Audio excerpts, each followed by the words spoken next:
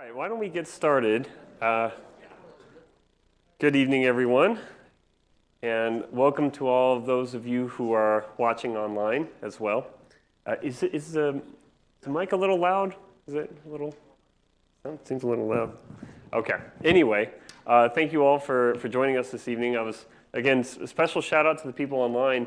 The last time I taught an adult class, Bible class, was actually April of 2020.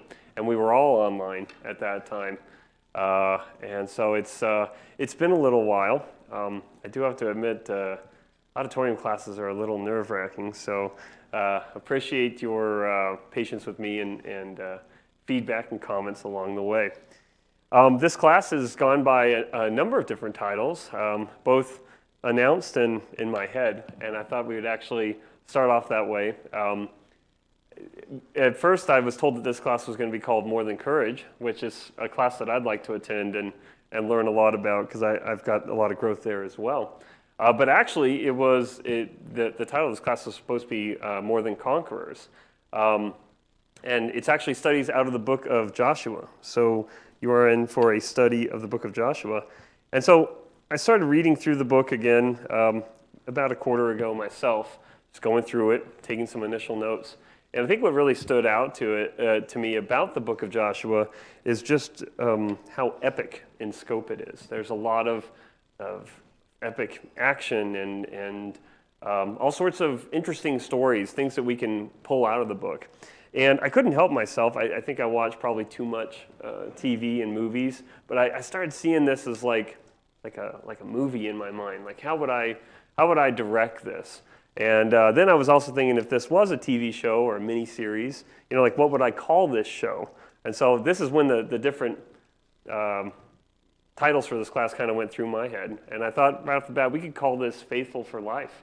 Because as we're going to see in Joshua, he was someone who was faithful to God for his entire life and faithfully led the people of Israel. I'm like, what other titles could I come up with? So I thought, well, how about this one? Israel, the Next Generation, right? So I was a big Star Trek fan growing up, Star Trek, the Next Generation. And in some ways, that's what this is as well. This is the story of the next generation of Israel after they came out of the wilderness, after the 40 years in the wilderness. And it's their story. But that would probably not be the best title. I thought we could call this The Strong and the Courageous, and I used that squirrely font because it started sounding like a soap opera to me, so I moved on from that one. We could have called this class Choose This Day. This is going to be Joshua's big charge at the end of the book. I think it's one of the things in the book of Joshua that really sticks out to all of us. So I almost called it Choose This Day, but instead I was probably again watching too much of The Chosen, and so I went with The Conquest.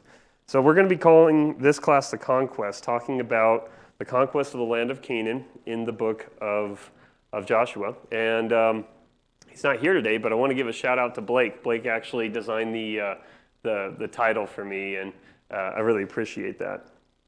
So if this was like a mini-series or a movie, I could imagine that you would see some trailer for it. And in some ways, we kind of do this in the first class of a lot of quarters. Like, what's this class? What are we going to see in this class, right? How can we get interested in it? How can I get you to come back next week? So what will you see in the conquest? Well, you're going to see a number of different things. You're going to see capable, courageous leaders. In particular, we're going to talk about Joshua and Caleb. They're really standout guys. You're going to see some great statements of faith, and not just by the usual suspects or the people that you would expect to have these statements of faith. This quarter, as we look at Joshua, you're going to see different lands being divided up between the tribes. At some point, this show is going to turn into a documentary, I think, where we start talking about geography, and I'd like to spend some time. I've always been kind of curious about this. I might burn out on this idea, but when we get into talking about the various lands, I'd love to say, okay, this is the land of Issachar. These are the geographic features of that territory. These are the mountains, the rivers. This is what, the natural resources that they have. And almost treat them like their own little, countries that we could study. So we'll get into that later on in the book. You'll also see people falling short of God's plans. You'll see that God has one plan, and sadly, there'll be times when people don't match up to that. We're going to see that they're not going to end up conquering all that God had in mind for them. And maybe they're going to be making some bad deals along the way. You're going to see how unholiness affects an entire nation. That's going to be obviously when we're talking about Achan and his sin. Tommy's actually going to sub in for me in a couple weeks. I'm going to be up at teen camp as a counselor, which is a little intimidating for me as well. But I know the class will be in good hands while I'm out, so thank you, Tommy, for filling in. You'll also see some of what I would call offensive material. Now, that sounds like a lot of TV and movies these days.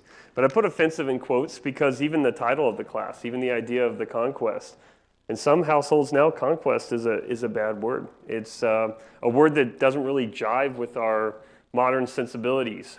We think that's a unfortunate consequence of civilization or what have you. We're going to also talk about some material that's going to be difficult for us to tackle as well, like the idea of cities being completely devoted to destruction. We're going to try to get into some of those things and tackle them as well. Of course, there's going to be some miracles. I think we all can know of some of them. We could list a couple off the top of our head when we talk about Joshua crossing the Jordan on dry ground. The walls of Jericho falling over, for example. We're also going to see through all this God fulfilling His promises. This is the fulfillment of, if you will, 40 years of promise, and even before that, promises made back to Abraham for his descendants. What else? I think the other thing that I meant to put up here is, as I've been going through and studying Joshua, you're also going to see God's active participation in a way that, we see that throughout the Bible, but there's going to be different parts, as I'm studying Joshua, there are different parts where God is just saying something to Joshua, like in the middle of a battle. And I don't know what that looks like, but He is actively participating. He's actively guiding these situations. Okay, so if you guys know anything about me, I very much like interacting with whatever I'm doing. If there's a song on the radio, I'm singing along. If there's a song in here, I'm singing along. If I'm in the movie theater, it might be a little annoying to my wife, but I'll whisper things, about the plot to her. And, I try to break it up between the dialogue. So same thing here. I would encourage you guys to keep the class very interactive. If there's something that you'd like to comment about, or just kind of jump in there, and we'll interact with this show together. And I say all this to not to have obviously any disrespect for the Scriptures or diminish the reality of the Scriptures. I guess it's just kind of a framing, a way that I thought about approaching Joshua as far as how we would see this book together. Okay, so now we'll get into this. This is the conquest. Tonight we're going to be talking about passing the baton. So turn, if you will, in your Bibles to Joshua chapter 23.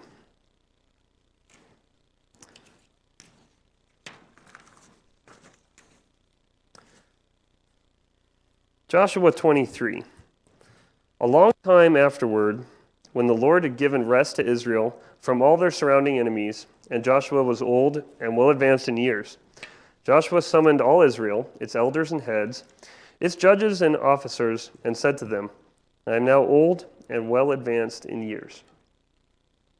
So I'd like for us to try to imagine that we're there, that we're actually in the crowd. It's really hard for us to imagine these things because it's 1,400 years before the time of Christ, and we're 2,000 years after that. So this is some 3,400 years ago. It's hard to imagine what the countryside looks like. It's hard to imagine what the people look like. But let's try to put ourselves there. This could be a mountainside setting. Maybe it's a village square. But let's think of ourselves as part of the assembly. Let's say that you're there with the leaders of your tribe. Maybe you see some of the influential men from the other tribes gathered there as well. There's hundreds of people present. There might be even thousands of people. It doesn't say. The scripture doesn't say. But an elderly man, he stands up and he addresses those who are present. And maybe you've never seen him before. Maybe the guy next to you kind of whispers, hey, that's Joshua. Maybe he doesn't have to do that because it's pretty obvious. Joshua, he's got a commanding presence. So you and the assembled crowd, you quiet down, and maybe you're straining to hear what he says. Maybe he's up in front and you're hundreds of people back. Let's continue reading. Verse 3. And you have all seen that the Lord your God has done to all these nations for your sake, for it is the Lord your God who has fought for you. Behold, I have allotted to you as an inheritance for your tribes those nations that remain, along with all the nations that I have already cut off, from the Jordan to the great sea in the west. The Lord your God will push them back before you and drive them out of your sight, and you shall possess their land just as the Lord your God promised you. Therefore, be very strong to keep and to do all that is written in the book of the law of Moses, turning aside from it neither to the right hand nor to the left, that you may not mix with these nations remaining among you, or make mention of the names of their gods, or swear by them, or serve them, or bow down to them. But you shall cling to the Lord your God, just as you have done to this day.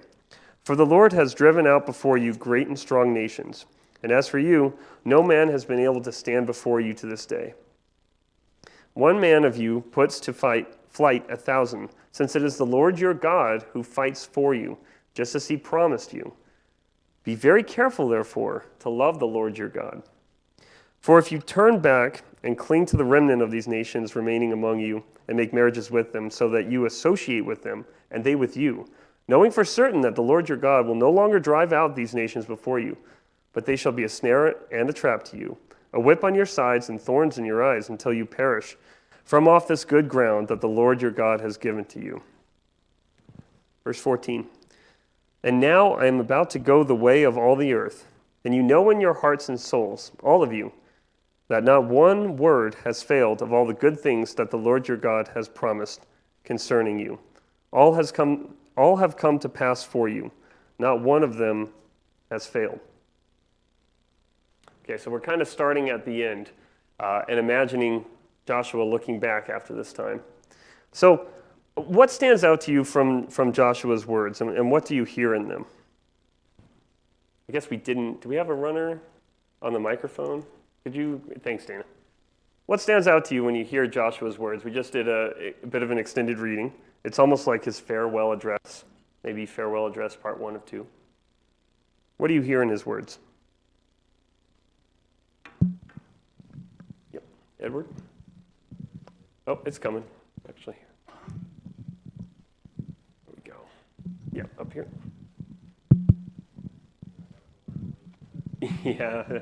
Thanks, Dana. I appreciate it. I'll forget what I was going to say now. That's all right. All right. What I see here is the commanding end of what Joshua said is the fact that he was very firm about what he said. Mm-hmm. Yep. You know, there was no doubt about it. He meant every word, and I think that's one thing that if you look over the churches of Christ over the United States, many of them aren't living that faithful life like Joshua did. Joshua was excellent. He did make one mistake. We'll get to that later whenever you bring that lesson to our attention. But a very firm address that he made there. It would be like a real preacher, like, Richard, giving a retirement sermon. He would probably give something like this. Okay, very good. Yeah, he definitely speaks. Yeah. Oh, Tommy as well. Joshua takes no credit for the success that they've had. Mm-hmm. Yep. He attributes all the successes to God's help, God's intervention. Yeah. It's kind of reminiscent of Paul's letter to Timothy, 2 Timothy, where he's at the end of his life and encouraging Timothy to carry on. He's passed the torch. So some similarities between Joshua's last address and Paul's last address. Yeah, it's very good. It's two very good points there. That he's speaking with authority, but he's also speaking in humility, but also realizing where all the successes come from. It's come from the Lord. Yep. Any other thoughts? Resolve. Yep. Yep, this is how it's going to be. Yep. And it's a warning as well. There's plenty of warnings in there. And that is how it was going to turn out to be, unfortunately. Rebecca.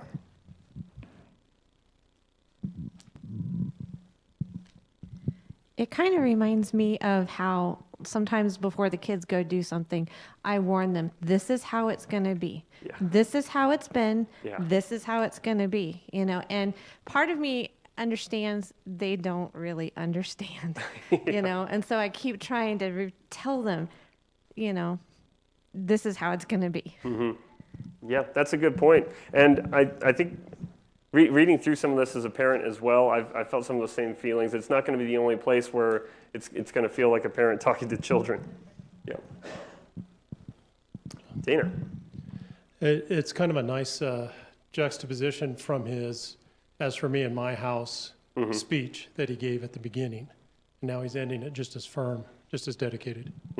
Yep. Yeah. Very good. Okay. Oh, Shelby.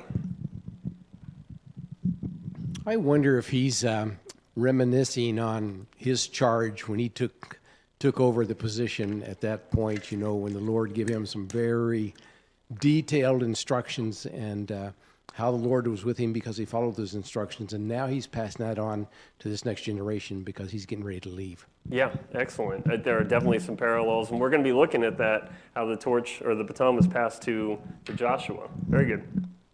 Okay, so if this was an epic movie, I would imagine at this point that it's kind of time for a flashback. If it's the 1960s, it's the cheesy harp, like and the wavy lines, but it's not the 60s. So instead, we're going to jump on back, and let's turn in our Bibles to the book of Exodus. Turn to Exodus chapter 17, and we'll set the stage here as well. So it's many years earlier. The elderly man who was speaking is now locked in a fierce battle. He's wielding a sword and a shield. It might be a javelin. He's fighting valiantly. He looks like he could be in the neighborhood between 30 and 45 years old. Maybe we could call him a 30-something. And I imagine that this battle is a pretty gruesome melee. It's close. It's hand-to-hand combat. I don't think there's cavalry or archery involved. And the scene is in the remote wilderness of the Sinai Peninsula. It's dry, it's dusty, it's rocky, and it's hot. I don't imagine that there's much vegetation around. Certainly not in the pictures I've seen of that area. Up on a hill some distance behind Joshua is the outline of three men. Let's read Exodus chapter 17. We'll start in verse 8. Then Amalek came and fought with Israel at Rephidim. So Moses said to Joshua, "Choose for us men and go out and fight with Amalek. Tomorrow I will stand on the top of the hill with the staff of God in my hand." So Joshua did as Moses told him and fought with Amalek, while Moses, Aaron, and Hur went up to the top of the hill. Whenever Moses held up his hands, Israel prevailed, and whenever he lowered his hand, Amalek prevailed. But Moses' hands grew weary, so they took a stone and put it under him, and he sat on it, while Aaron and Hur held up his hands, one on one side and the other on the other side. So his hands were steady until the going down of the sun. And Joshua overwhelmed Amalek and his people with the sword. Then the Lord said to Moses, "Write this as a memorial in a book and recite it in the ears of Joshua, that I will utterly blot out the memory of Amalek from under heaven." And Moses built an altar and called the name of it, "The Lord is my banner," saying, "A hand upon the throne of the Lord will give war with Amalek from generation to generation." So this is the first time that Joshua is mentioned in the Bible. So what do we see of him from this passage? I think a couple of observations already.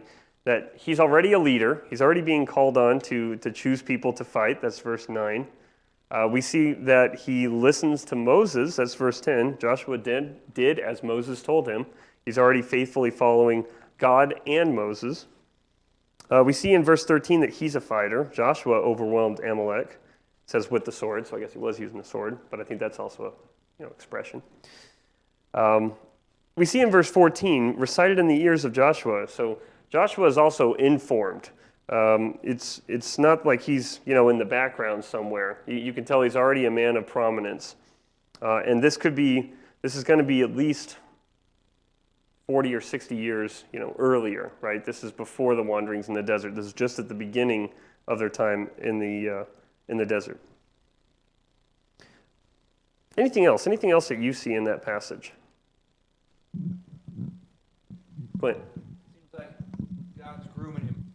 Yep. The God's grooming him right here. The first time he's introduced, he said, "Tell Joshua this, that prepare him for the leadership that is to come. Yeah, he's already being prepared for leadership. Very good. Okay, so Joshua is mentioned a couple other times in Exodus, which we'll probably cover at some point, but a lot of times he's simply referred to as Moses' assistant.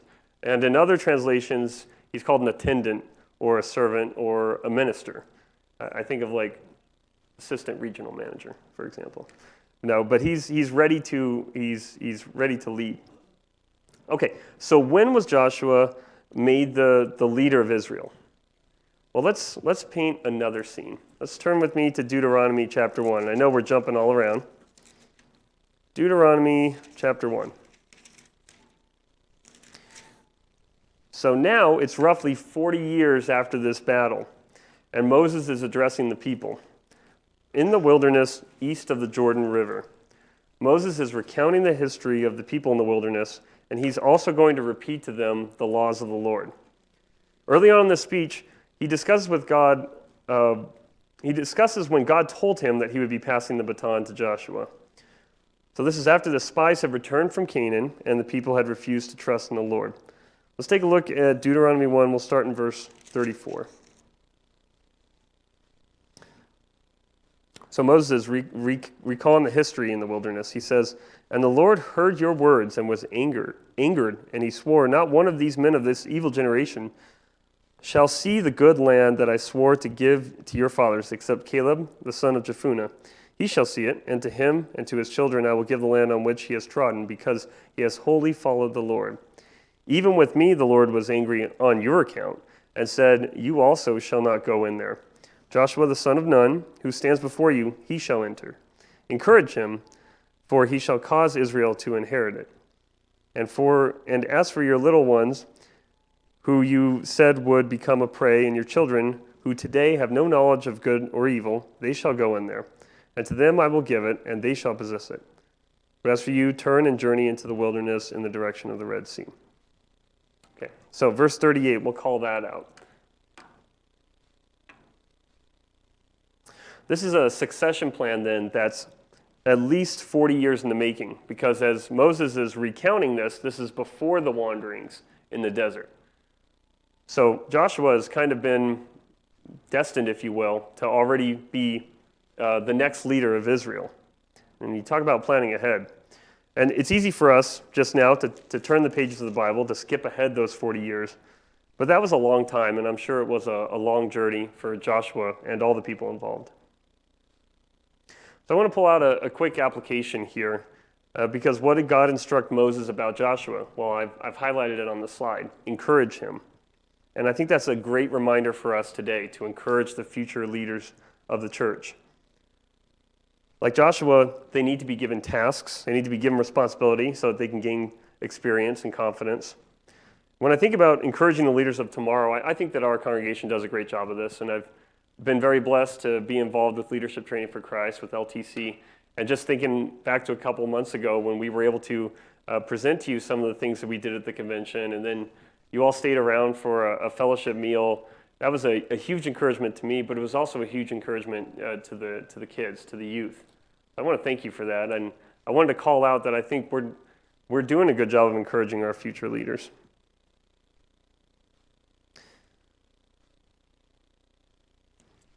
I was also reminded recently, I was at, I'll break away quickly for a personal story. I was at two of the kids' choir concerts, and I was sitting next to an elderly woman, and she pointed down there, and she said to me, she said, "That's our future down there."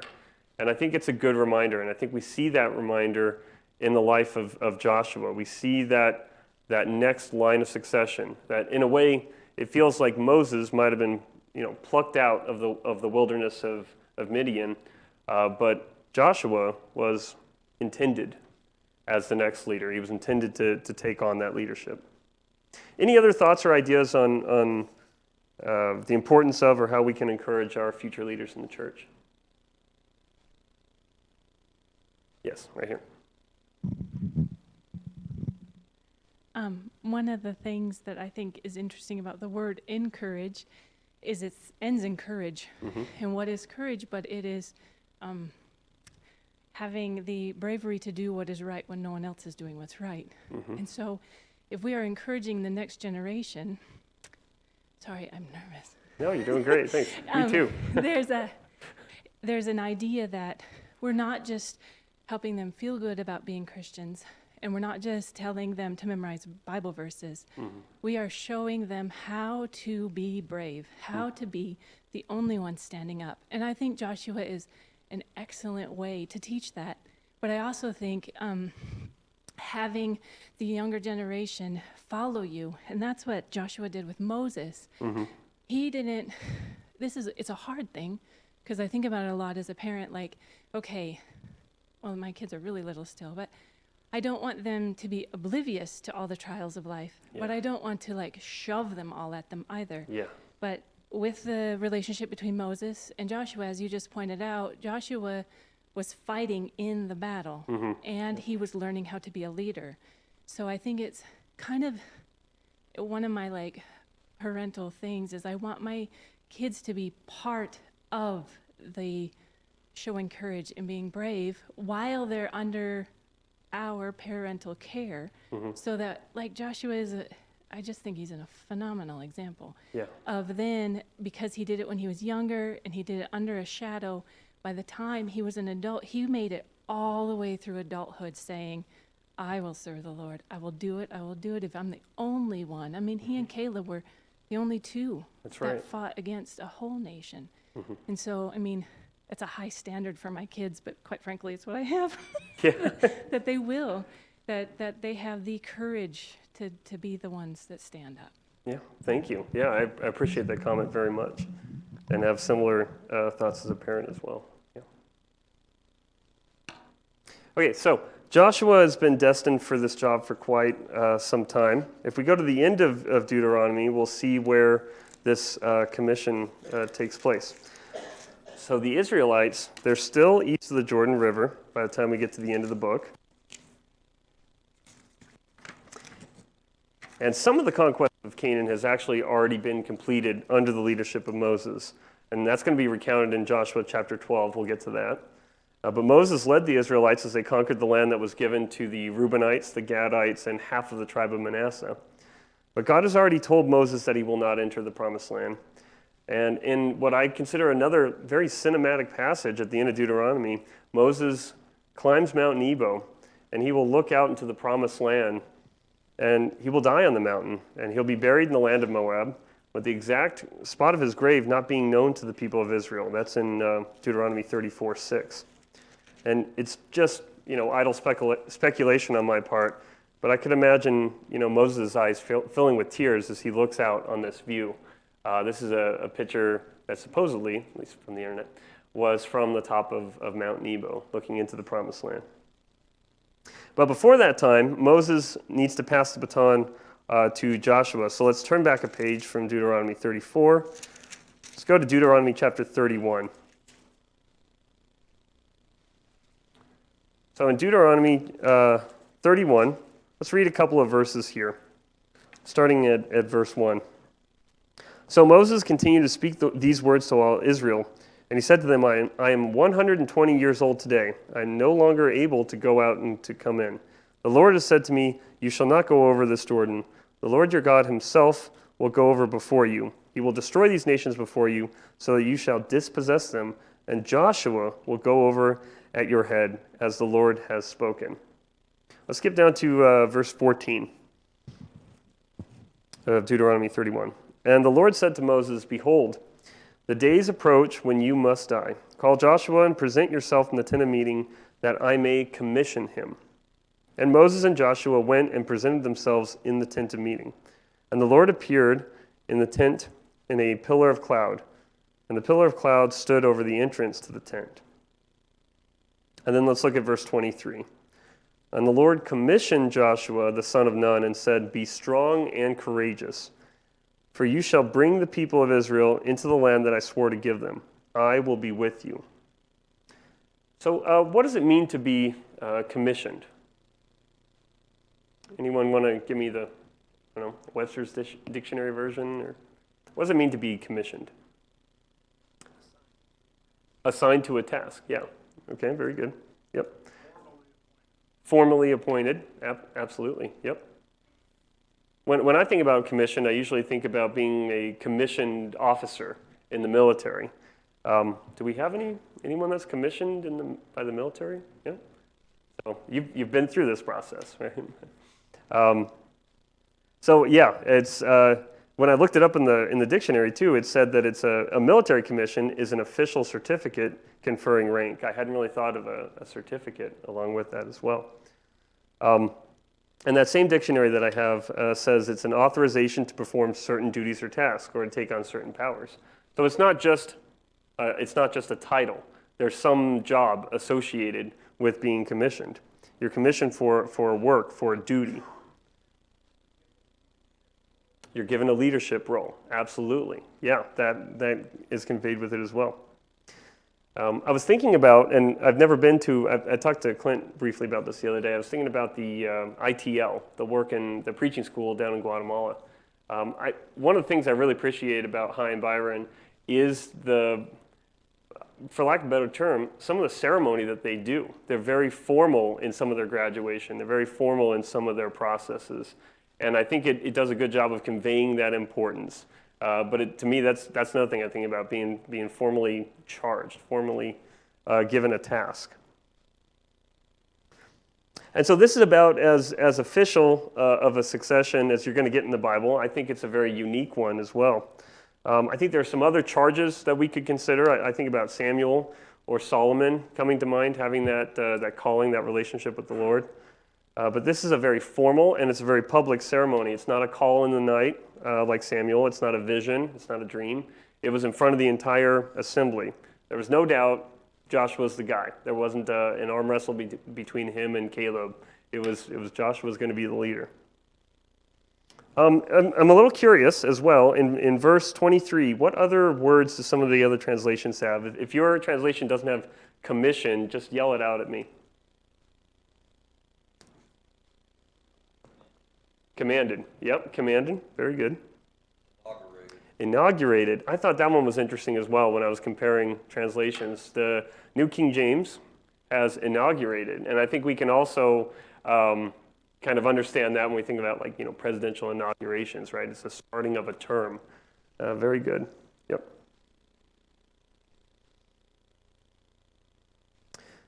Okay, so something else is happening in this chapter, though, besides Joshua being commissioned. You see how he kind of hopped around a little bit there. Let's take a look at verses 9 through 13. Then Moses wrote this law and gave it to the priests, the sons of Levi, who carried the ark of the covenant of the Lord, and to all the elders of Israel. Deuteronomy 31:10. And Moses commanded them at the end of every 7 years, at the set time in the year of release, at the Feast of Booths, when all Israel comes to appear before the Lord your God at the place that he will choose, you shall read this law before all Israel in their hearing. Assemble the people, men, women, and little ones, and the sojourner within your towns, that they may hear and learn to fear the Lord your God, and be careful to do all the words of this law, and that their children who have not known it may hear and learn to fear the Lord your God, as long as you live in the land that you are going over the Jordan to possess. Okay, so God commands that the law be read every 7 years during the Feast of Booths. And why is that? Well, he makes it pretty obvious to teach the people to know the Lord and to fear him. So not only is God preparing the next leader for Israel, he's putting in place a transition plan for his people as well. And it is a plan that should have carried them into the future. So we see that God has a deliberate plan for his people to stay faithful to him. And it's pretty sad if you read the rest of Deuteronomy 31, it seems like both God and Moses are going, but we know you're not going to be faithful. Yeah. And so so there's that verse 13. I almost don't want to go here, but I feel like if we're talking about passing the baton, we have to talk about what happens when the baton is dropped. And I almost want to leave this off of here. This is going on a bit of a sidetrack for a minute. But let's turn on over to the beginning of Judges. It's kind of a bummer. So the beginning of the book of Joshua begins with after the death of Moses. The beginning of the book of Judges begins with after the death of Joshua. So it's a very obvious, timeline of what's going on here. So we saw at the end of Joshua's life how he challenged the people to follow the Lord. He challenged them not to get involved with the people that are around them. And near the end of the quarter, we're also going to look at his charge for the people to choose the Lord. So this baton, it was very deliberately passed from Moses to Joshua, from Joshua to the people of Israel. But it wasn't that long ago that we studied Joshua here in the auditorium, taught by the Clarks. Sadly, that baton of faithful leadership was dropped. Let's take a look at Judges 2. Let's look at verse 6. When Joshua dismissed the people of Israel went each to his inheritance to take possession of the land. And the people served the Lord all the days of Joshua, and all the days of the elders who outlived Joshua, who had seen all the great work that the Lord had done for Israel. And Joshua the son of Nun, the servant of the Lord, died at the age of 110 years. And they buried him within the boundaries of his inheritance in Timnath-Heres, in the hill country of Ephraim, north of the mountain of Gash. And all that generation also were gathered to their fathers. And there arose another generation after them who did not know the Lord or the work that he had done for Israel. Verse 11, and the people of Israel did what was evil in the sight of the Lord and served the Baals. It didn't take that long. It just took one generation. It just took, again, one. And this is a haunting passage for parents as well, and I've written it in the margin of my book. This is parent failure right here. I got to get back to my notes before I go too off track. I think this passage is one of the saddest passages in the Bible. It serves as a sober reminder to us as parents and as mentors in the church about the need to teach our children about the Lord and what he has done. Remember, the previous generation, they saw it, but it wasn't just supposed to be that you always had to physically see these things. It was supposed to be taught to them every 7 years. And then we see what quickly happens. The people abandon the Lord.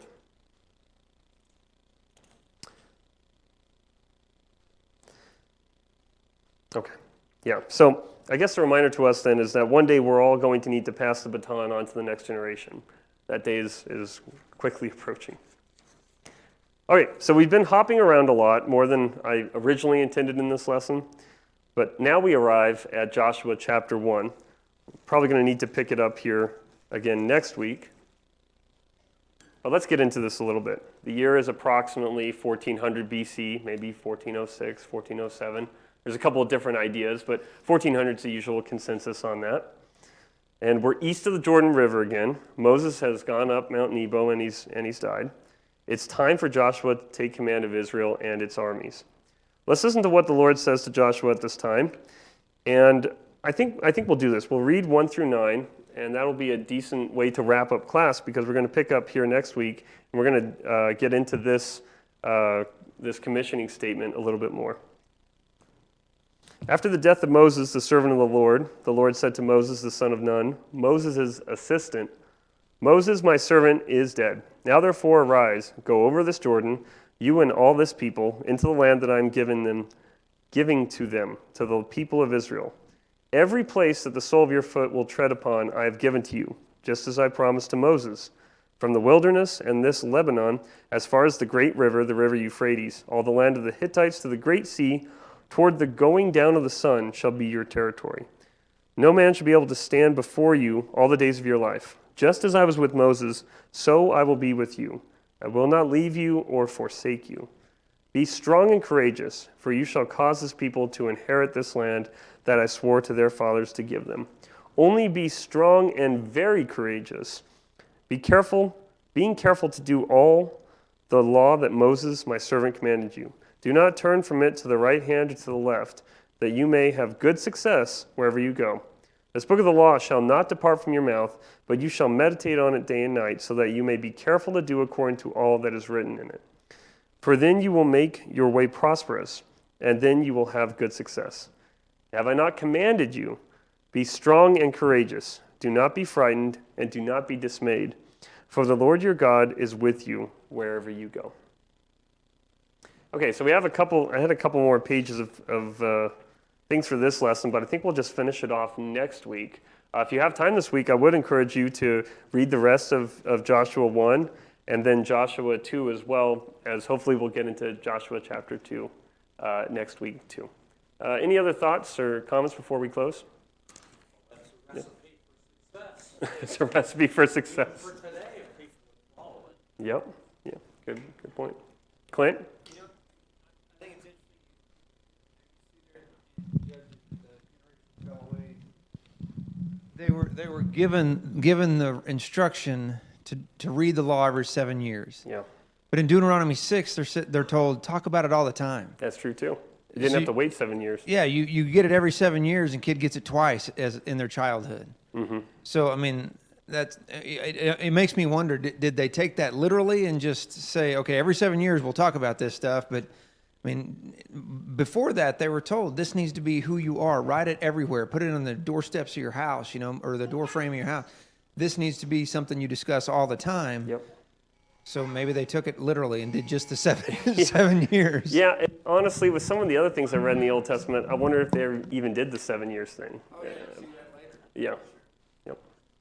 Okay. Thank you. We'll pick it up next week then. Appreciate your time.